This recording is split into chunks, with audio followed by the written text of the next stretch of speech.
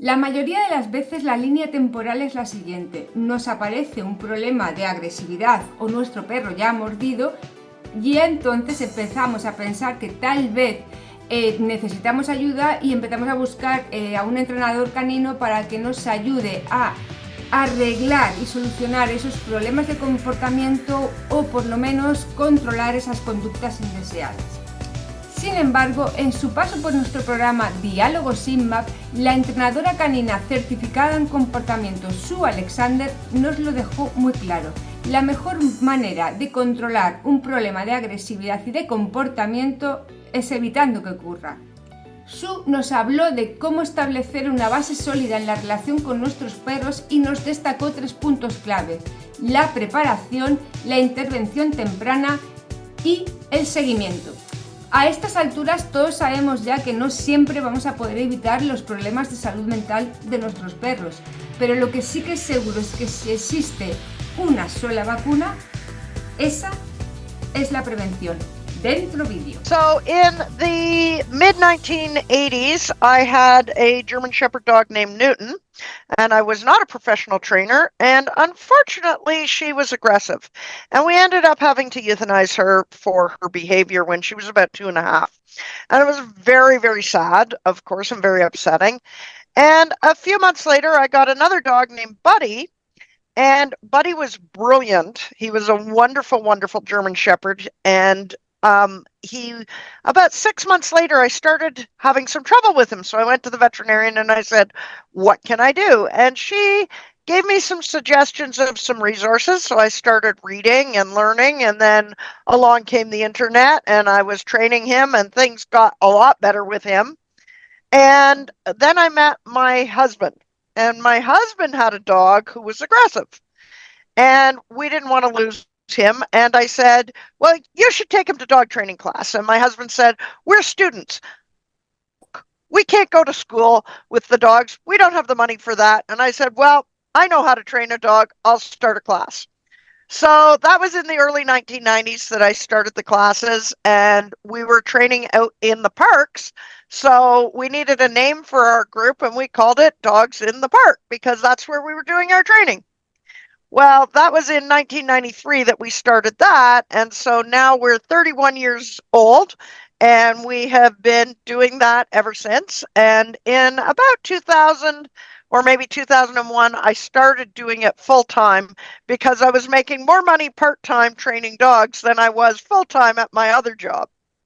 And then I went on and I got a certificate of dog behavior consulting. I got a certificate of professional dog training, and later I upgraded that so that it's knowledge and skills assessed. And then I got a certificate of behavior consulting canine, knowledge assessed. And I have been training dogs and doing behavior consulting ever since. So I got a whole lot of education along the way so that I could do that. I do is I run something called the Dog Trainers Crucible, and the Dog Trainers Crucible is a business to business where I help other dog trainers. I have education resources and some business resources. I do mentoring, so I do a lot of stuff like that too. But I would like to bring you a little bit back and start talking about training. So when you start talking about your you started, your whole personal story with a personal case of a dog issue, right? A behavioral aggressive behavior. So in your experience, in your opinion, when is the best time to start seeking for training or support for your puppy or your dog? Well, that is a brilliant question. As far as I'm concerned, training should start before you come home. And what I mean by that is that if you don't plan your home to be successful with your puppy, you're not going to be successful with your puppy. And too many people, they get a puppy and the first thing that they get is the puppy. And then on the way home from getting the puppy, whether they get it from a rescue or a breeder, or they found the puppy, or, their brother-in-law had a litter of puppies, they get the puppy first, and then they go out and they buy the collar and the leash and the balls, and they get home and the puppy is terrorizing the house, and they say, wait, maybe I should have gotten a crate too. And then they get a crate, and Then they buy the fence for the backyard, and that's backwards. In my opinion, training your puppy starts about 2 weeks before you get your puppy. You need to have your puppy's food, water bowl, a safe place for your puppy to rest that is confined where they're not going to get into things that will make them ill. They need to have toys, and you need to have a plan. And what I suggest to people who come to me for advice is, for the week before you get your puppy, get up at about 6 in the morning, go down, go outside for a minute, say hello to the sunshine, breathe in the fresh air, look around, go in. You can go back to bed if you want, but your puppy's going to want to get up as soon as it gets light. And run your life as though you had your puppy for a week before you get your puppy, so that when your puppy comes home, you're ready. Puppies do not need to be walked. You do not need to put in a 45-minute dog walk in there, because they don't need to do that. It's not good for an 8-week-old puppy to do that. Don't bring your puppy home until he is between 49 and 64 days of age. And we have evidence of this, that this is important. Between 7 and 9 weeks is when puppies should come home. So if the breeder says to you, oh yeah, the puppies aren't nursing anymore, you can have this puppy, you say, oh no, he's not cooked yet, and leave that puppy there. Otherwise, if you're getting an older puppy, make sure that that puppy has had good socialization. I feel that it is important that from day one, you know what the rules are for your puppy. Young puppies should not be on furniture because they fall off and break their legs. So a dog should not be allowed on furniture until they're about 6 months of age. So you want to be having lots of lap time. Lap time is not the same as putting the puppy on the furniture, but you need to know what the rules are that you're going to have. In my house, the dogs are not allowed to get on the furniture. Not ever. Because I live on a farm, we have a lot of mud. I do not need mud and manure on my sofa. I just don't like it. Maybe I'm different, but I don't like having mud and manure on my sofa, so my dogs are not allowed on the sofa. They know that. They all have beds of their own. And so I had a bed available for my puppy in the living room before he came home. And I was able, when he was a baby, to sit on the bed with Treatos and feed him treats and play funny puppy games and that kind of thing. I like to see puppies get into class in the first week that they're home. Not necessarily the first day, although I don't think that's wrong. Okay, I do like to get them in class before they are 10 weeks of age, because statistically we know that puppies who get into class before 10 weeks have a better chance of avoiding behavior problems. And what I say to all of my veterinary colleagues is, would you recommend that your clients didn't vaccinate? And all my veterinary colleagues say, well, of course not. And I say, well, as a behavior person, I'm going to tell you that I recommend puppy class because it is behavioral vaccination. In my opinion, puppy class should not just be a free-for-all where the puppies just get put down and they get to run around and bully each other and so on, but neither should it not have play. I think play is a very important part of puppy class, and it should be carefully structured by people who know what they're doing and can help those puppies who are too tough to learn that being too tough loses you a turn, and the puppies who are shy learn that coming forward and participating is safe. And these are some of the things that we can do to help your puppy to be successful. So what I want to do is I want to say, to avoid behavior problems, don't wait till there's a problem.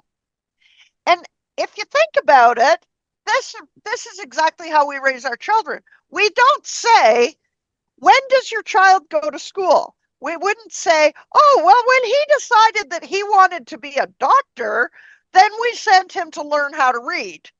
We say, no, there's foundational information that kid needs in order to make good choices. So we're going to send him out to, nursery school where he's going to get to do structured play that is age appropriate and developmentally appropriate. And then we're going to send him to kindergarten where he's going to learn his colors and his shapes and his ABC. And then we'll send him to first grade where he's going to learn how to, spell and add. And then in high school, when they're, getting ready to graduate, we can say to them, what would you like to do? And the kid can say, there's nothing I want to do more than be a carpenter, or there's nothing I'm really more interested in than nuclear physics. And they have all the background to do that. And so when we're looking at a dog, if you say, okay, I don't want my dog to do anything, I say, get a stuffed animal. Everybody wants their dog to do something. And so what happens is they need to understand that in order to have a pet dog who doesn't rush out the door and knock people over, who walks nicely on a leash, who doesn't jump on the counters, who is able to cope with, Christmas time when you bring a tree in the house, or your national holidays where everybody jumps up and down and sings the national anthem and waves a flag in your living room. It doesn't matter what it is that you're asking the dog to do. They have to have background understanding of what life is all about. And if you don't teach them when they're young, you are going to have a hard time when they're old. And one of the things that I encourage people to think about is take a refresher class with your dog once a year. Take an 8-week class once a year. Because if you're having problems with your dog and you come into your refresher class when your dog is, say, a year old, and you say to the trainer says to you, what do you want to work on? And you say, well, I want to work on sit, stay, come when called, walk on a loose leash, and maybe a couple of tricks. And the trainer says, okay, and you get 3 weeks in, and you say to the trainer, when he's on leash, he barks at other dogs. The trainer can go, oh, let me ask you some more questions. So once a year, you go in for that refresher class, just like you'd go to the veterinarian, and they're going to say, let me look at his poop and see whether or not he's got worms. Let me listen to his heart, make sure it's healthy. Let me listen to his lungs, make sure they're healthy. You do that once a year. Why don't we do behavioral checkups once a year too? And a behavioral checkup is just, I'm going to take a class and we're going to see if we can uncover any problems. And sometimes, I'd rather see somebody who said to me, look, my dog is driving me crazy. He barks at the living room window every day, and it's really driving me and my family crazy, and say, okay, well, let me talk to you about that. Oh, I can tell you over the phone that this is when the children come home from school. It happens every day at 3:15. Put them out in the backyard and with some food or a bone to chew on at 3:15. It's not really a problem. It's just annoying. But if you say to me in your annual behavioral checkup, oh yeah, my dog had a cut on his foot and this happened 6 months ago, and it gets better when we bandage it and he's wearing his cone, but as soon as we take his cone off, he licks at his wrist even though it's still healed. I'm going to say, okay, I need more information. I want to know more stuff because there might be a problem going on. And I think that if we can get in the habit of looking for behavior professionals and doing an annual behavioral checkup, we could head off an awful lot of problems. What's really difficult is when somebody says, well, my dog has a problem. He bit the neighbor's child, and he chased a cyclist down the road, and he knocked over the mailman, and now Canada Post won't deliver mail to me anymore, and I have to get help. And I go, okay, well, when's the last time you saw somebody for behavior? And they say, well, we went to puppy school, but that was 6 years ago. And I'm going to say, okay, that dog did not suddenly go from I'm perfectly normal, easy, relaxed, happy, going friendly to everybody, to biting the neighbor's children, to chasing bicycles, and to biting your mailman. That is not normal.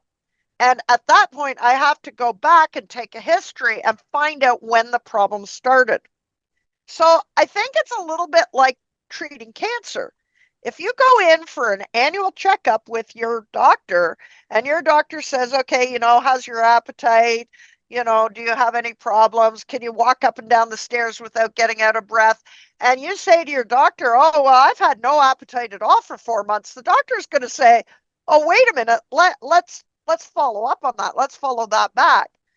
But if you wait until, you know, you're 70 pounds underweight, you're not digesting any food, and you're falling over and collapsing, the doctor's going to go, oh, there's a big problem. We have to do a lot more diagnostics. We have to do a lot more to help. And hey, I don't think you're well. And that's where we find those big problems. So I think it's a little bit like diagnosing cancer. The earlier we can find out the behavior problem, the better. And prevention is absolutely the best behavioral medicine that there is.